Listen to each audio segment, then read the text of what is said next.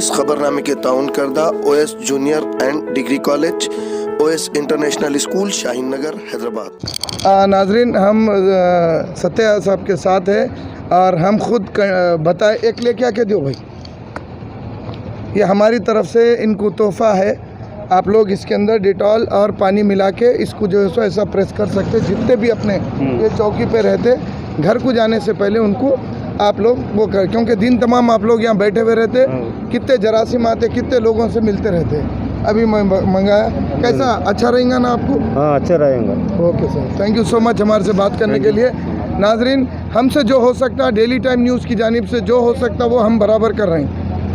Police ओहदेदार जो 24 घंटे यहाँ पे ड्यूटी कर रहे हैं, वो लोगों के लिए ये ज़रूरी है कि ये होना।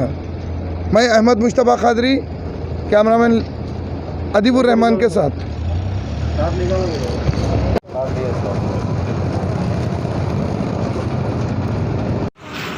आप बाज़ार से आ रहे हैं, आपको ज़रूरी है ये होना। घर में जाने से पहले थोड़ा